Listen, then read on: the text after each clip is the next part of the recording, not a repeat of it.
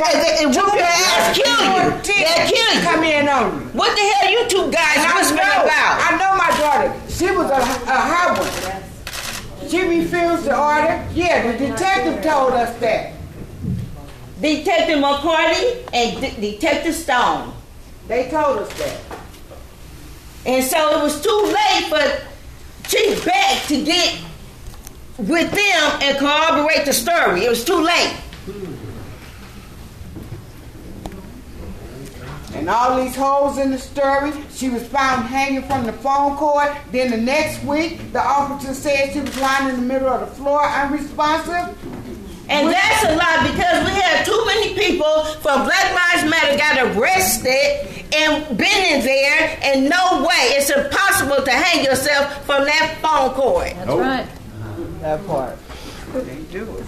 Rise up! Resist! Need no killer cops or jail! The whole damn system is guilty as hell! Rise up! Resist! Need no killer cops or jail! The whole damn system is guilty as hell! Rise up! Resist! Need no killer cops or jail! The whole damn system is guilty as hell! Rise up! Resist! Need no killer cops or jail! The whole damn system is guilty as hell! If everyone doesn't have a seat, then we're going to end the public's part of the meeting. I'm going to request a motion to end the public. I don't want to do that. I'd like to continue with public comment. If we have another outburst, I am going to make a motion to end that public session. Shut the shit down! The next speaker, please, Jojo Smith, followed by Jasmine Abdullah and Lisa Simpson. Jojo Smith from Los Angeles Community Action Network, Stop LED Spying Coalition. Black Lives Matter. Black lives do matter. The kids' lives matter. This family liaison, why does it take for decades of LAPD killing kids do we have to have a liaison? We don't need liaisons. We need community support places for our youth to go to. LAPD don't need 54% of the Los Angeles budget. They don't need all that money. Our communities need that money. Our communities need programs for our youth to stay out of trouble. But instead they have no choice but to be in the streets. And then they get profiled. As the sister said, she was racial. They talk shit about people all the time in the LAPD. LAPD is the most racist organization in the country. Yep. Right. The terrorists. You want to call us terrorists. Well, I'm sorry, I don't have a gun. Right. I don't see no gun in this room. I don't see no gun in this room. But the terrorists. But the terrorists, right there. When the sister's up here talking, you're going to have this pig come run up on her. A woman. They ain't got nothing but her hands. I'm sick of letting see y'all rubber stamp everything. See, you were sitting behind a sill, LAPD. Who appointed you? Who appointed you? Eric Garcetti, the city of Los Angeles. But instead, all y'all motherfuckers are sitting behind LAPD's seal. Chief Beck needs to go. Yeah.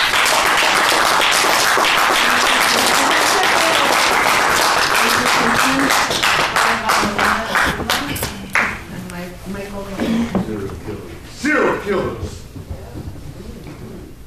Mr. Johnson, I want to ask you a question. Why is your officers, they killed my son July 25th at 11:10 at night. Why are your officers still going inside the Nicholson Gardens, threatening all these people that seen them kill my son? I don't feel like that's fair to me. You feel me? I mean, if y'all saying that my son did all this wrong, why are your officers going to the Nicholson Gardens moving cameras? Hiding something. Why are they going to the Nicholson Gardens telling people they're going to lose their housing? Covering something. Why are they going to the Nicholson Gardens giving these people stipends to shut their mouth? Biggest gang. What is that about? I'm keeping it real with you, Miss McClain. I got a witness that seen the whole shooting of them killing my son. She done got tickets in the mail from 4 years ago that she ain't never had. Right. They trying to take her daughter away from her through her baby daddy, and he don't even know what's going on. They offered her money to move, to relocate her. Why? So she won't tell the truth about your officers killing my son? That's how you train your officers, Mr. Assistant Chief Beck Ward? Your officer that's supposed to got shot? She said he did just like this. Oh, it ain't nothing. Guess why? He never got shot. I got a video on my phone I'm going to show you today, Mr. Johnson, if you're a real man and you really going to talk to me at 1 o'clock.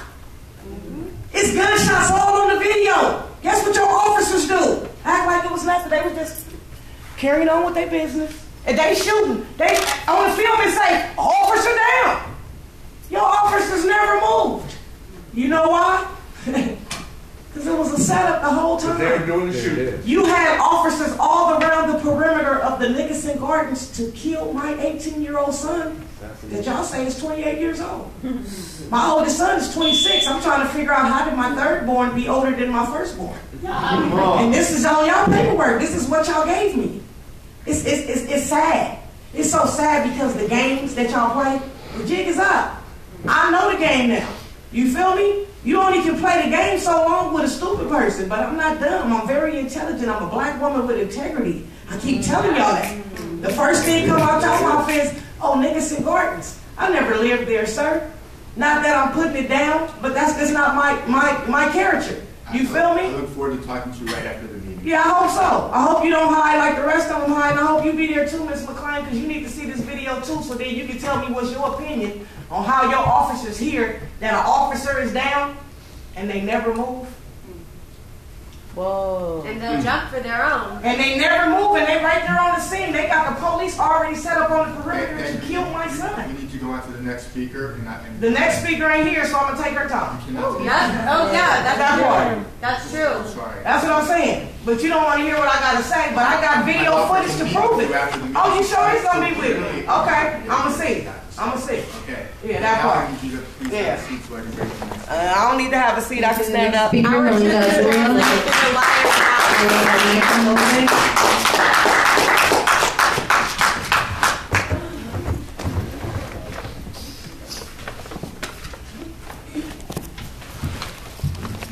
So today is my middle child's birthday. Amara turns 10 years old today, and I think that's beautiful. She's a beautiful, vibrant child, and I'm so thankful for her life. And then I'm sitting here with mothers like Lisa Hines, who will never celebrate another birthday with her teenage son. I'm sitting here with the mother of Waukesha Wilson, whose grandson is being raised by his father because his mother is no longer here. I celebrated my birthday on Sunday with the husband of Riddell Jones and their children who don't have a mother anymore. And I think about my 10-year-old daughter, and I think about how easy it is for you all to give permission to police to kill our babies, to kill their mothers, to kill their fathers, and then use this rhetoric of community policing, of de-escalation. We know that it's a falsehood because look at the way that you treat us. Look at the lack of respect and humanity you have right now, Matt Johnson. I'm talking. You're sitting here saying that everybody needs to be heard. Be heard by who? You looking down, you're texting or doing whatever. I'm talking. I'm talking. Yeah. So what kind of respect are you instilling? You all are the oversight body. When you disrespect us, when you treat mothers and members of the public as nothing, how do you think these officers respond? What kind of example are you setting? I have to remind my daughter and all of my children that I'm going to do everything that I can to protect them. For them, Black Lives Matter gives them some semblance of protection, some feeling of protection, because they know that these people here will not. They know that Aiyana Jones was 7 years old when she was killed. They know that Tyreek King was 13 years old. And we know right here in Los Angeles, Jesse Romero was 14 Richard Risher was 18, and Kenny Watkins was 18. So what are you going to do? Nothing. What are you going to do? Nothing. So listening,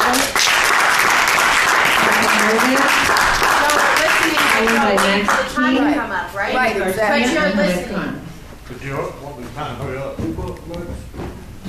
Michael Novick, White People for Black Lives. Earlier today, Matt Johnson, don't leave. Matt, you expressed concern about how people are inconvenienced to come down here. There's a simple solution, which is that you have to have your meetings on the weekends and the evenings out in the community. The simplest possible demand from Black Lives Matter, you can't even meet that. How do you think people will have any respect for this body at all? I had to wait outside in the sun for so long that I couldn't get in to comment or anything else. But I want to say I oppose the money for Charlie Beck. I oppose the donations for the SWAT team. I want somebody on this board to do an evaluation of how much money. Just today, you've accepted something like $40,000 in donations. This is for a department that already eats up 52% or 57% of the whole city budget. I want somebody in this board to have the nerve to put together and demand a tally of how much money has been donated and how much money has been added to the LAPD budget by impounds and confiscation of people's money on top of that budget. I want you to think about what it means that you have to have a special liaison officer appointed to deal with all the people, the families of the people you kill. What does it mean that the department has to have a special body set up to deal with how many people they're killing every year? I want you to think about the fact that every time we come to one of these meetings, at the end of the meeting, you have a closed session. Today you have 2 more officer-involved shootings from over a year ago, 10/3/15 and 9/27/15. And you can't even catch up the number of people who are being shot by this department week in and week out, year in and year out. You have no respect from anybody in this community until you act on any of those things.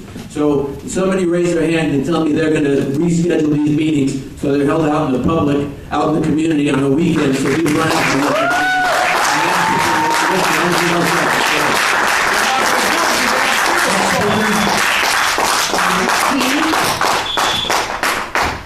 Hi. Morning, sir.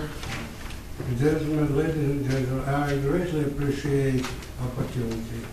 I wish that to be longer. I'm Jewish descent, survival of Holocaust. I'm 80 years old. Recently, I discovered that I acquired, where I live, acquired bed bugs. And bed bugs have red color, but it's not human. They just like a chicken, have red blood, those bed bugs. But somebody took a heavy hit on me, cheated, and damaged my life and poisoned air heavily. And I wish police of California state will take control over bed bugs, over bugs control, take over policy, not to give somebody else. So police, I have opportunity to bring police to take, investigate with me and take control over. Now people have different colors, skin color. I'm a lighter color, some darker. But we all the same, we have red blood. That's what unites us. Thank you. I wish Chief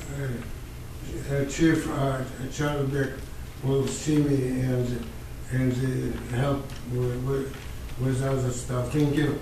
Thank you, sir. Next. Amy Garcia. Now you might get arrested because it's Steve. He likes arresting. Don't talk over your time.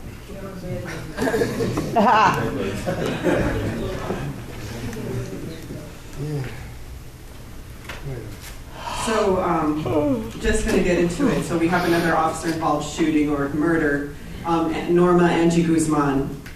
So she was known, for those of you who don't know her or don't know about this case, she was known in the community as having a mental health condition. The community pretty much knew her. They knew that she would have certain amount of fits every once in a while, and the community responded nonviolently in taking care of her. Yes.